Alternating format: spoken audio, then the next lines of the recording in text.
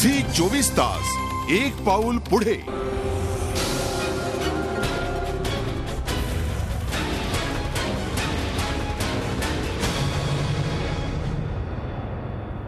नमस्कार, मी सुवर्णा जोशी.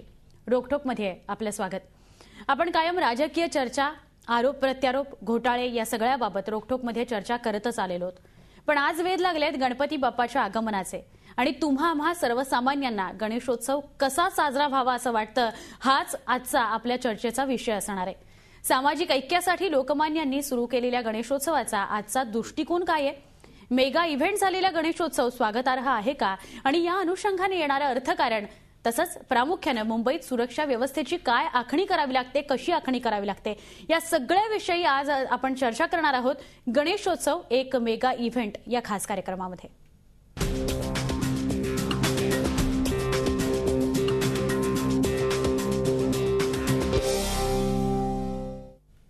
आणि या चर्चेमध्ये सहभागी होत आहेत नरेश दहिबावकर, अध्यक्ष आहेत बृहन्मुंबई सार्वजनिक गणेशोत्सव समन्वय समितीचे.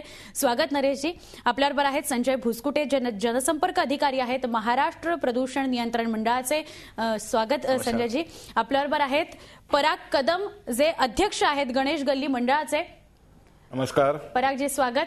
आपल्याबरोबर आहेत ज्येष्ठ अभिनेत्री रोहिणी हट्टंगडी. आपण रोहिणीजींचंही स्वागत करणार. रोहिणीताई, स्वागत. नमस्कार. आणि पुण्याहून या चर्चेमध्ये आपल्याबरोबर सहभागी झालेले आहेत रवींद्र माळवदकर, जे अध्यक्ष आहेत साखळी पीर तालीम या मंडळाचे. एकंदर पुण्यामधली काय व्यवस्था असते ही आपण रवींद्रजींकडून जाणून घेणार आहोत. रवींद्रजी, स्वागत आपलंही. आपण लगेचच चर्चेला सुरुवात करूया. रोहिणीताई, पहिला प्रश्न माझा आपल्यालाच असेल, सुरुवात आपल्यापासून करते. मला सांगाल, पूर्वीचं गणेशोत्सव आणि आत्ताचा गणेशोत्सव यामध्ये खूप फरक झालेला वाटतो? हो, मला तरी वाटतो. कारण पूर्वी माझ्या लहानपणी मला आठवते अगदी गल्ली गल्लीमध्ये असे नसायचे. फार मोठ्या मोहल्ल्यामध्ये गणेश मंडळ असायची आणि गणेश मंडळ ती गणेशोत्सवामध्ये सार्वजनिक जरी कार्यक्रम केले तरी त्याच्यामध्ये त्यांची नाटकं असायची, त्यांची म्हणजे सांस्कृतिक कार्यक्रम असायचे. एखादा पिक्चर पण दाखवला जायचा, कारण तेव्हा टीव्ही नव्हता. माझ्या लहानपणी कलाकार सुद्धा घडायचे आणि ह्याच्यातनं कलाकार घडायचे आणि व्याख्यानमाला असायच्या. म्हणजे एक सामाजिक प्रबोधनाचं जे काम होतं आणि जे मला वाटतं टिळकांनी त्याच्यासाठी सार्वजनिक गणेशोत्सवाची संकल्पना मांडली होती आणि ते साधारणपणे ते जास्त चालायचं. पण आजकाल एक खूप मोठा देखावा आणि दॅट्स ऑल. बाकी त्याच्यामध्ये काहीच नसतं. फार थोडी लोक नाटकं करतात, फार थोडी लोक म्हणजे अगदी छोटे छोटे जे कॉलनीतले गणपती असतात ना, त्याच्याचमध्ये फक्त मी फॅन्सी ड्रेस किंवा स्पर्धा, लहान मुलांच्या स्पर्धा वगैरे ह्या मी पाहते. पण सामाजिक प्रबोधनाचं काम माझ्या मते कमी होताना खूप कमी झालेलं आहे. आपण होतच नाही असं म्हणू शकत नाही, पण खूप कमी होताना दिसतं. मुळात नरेशजी, आपण या सगळ्याशी सहमत आहात का? रोहिणीताई जे म्हणाल्या, आणि मुळात आपल्या समितीमार्फत किंवा समन्वय जो घडवला जाणं गरजेचं आहे. मुंबईमध्ये आता जसं 10,300 सार्वजनिक गणेशोत्सव मंडळ आहेत आणि घरगुती तर लाखांच्या पुढे आहेत.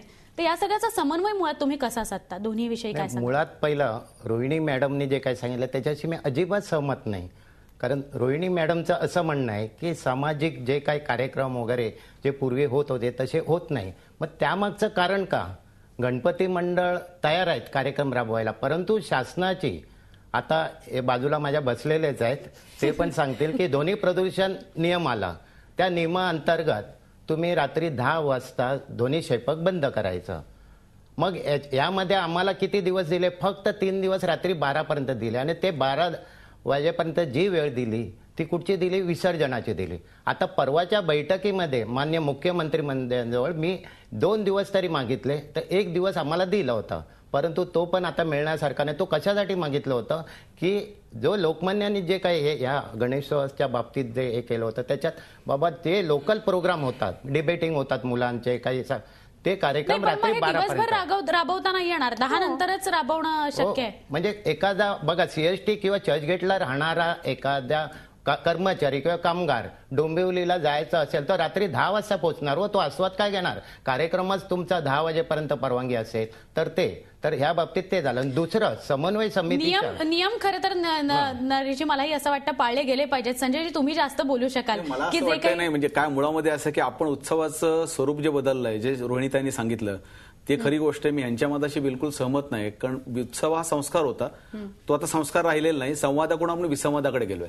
तुमचं जर म्हणणं असेल 10 ते 12 मध्येच परवानगी दिल्यानंतर ते उत्सवाचं खरं स्वरूप होतं तर आपण कुठेतरी चुकतोय. हा आपण बदल केला पाहिजे. मुळामध्ये याची काळजी आपण घेत नाही. डॉल्बी मोठ्या प्रमाणात वाजवला जातो, वृद्धांना त्रास होतो, रुग्णालयाच्या जवळच्या सगळ्यांना त्रास होतो. याकरता एक सर्वसाधारण काहीतरी मर्यादा असावी. 10 पर्यंतची मर्यादा घातली आहे. आपण दिवसभर वाजवू शकतो, आपण रात्री 10 पर्यंत कार्यक्रम करू शकतो. ध्वनी क्षेपकावर परवानगी नाही असं कारण जर का तो मर्यादित बंधनामध्ये तुम्ही जर का ते पाळलंच बंधन तर तुम्ही रात्री 12 वाजता पण करू शकता. खरंय. आपल्या मुंबईमध्ये गणेश गल्ली मंडळ खूप मोठं आहे. परागजी आलेले आहेत. परागजी मला काय सांगाल, एकतर सामाजिक प्रबोधन मंडळांमार्फत जितक्या प्रमाणात व्हायला पाहिजे तितक्या प्रमाणात होतं का, आणि जे नियम पाळले गेले पाहिजेत ते मंडळांकडनं पाळले जातात का? नाही, नियम तुम्ही म्हणा तसा. झी 24 तास एक पाऊल पुढे.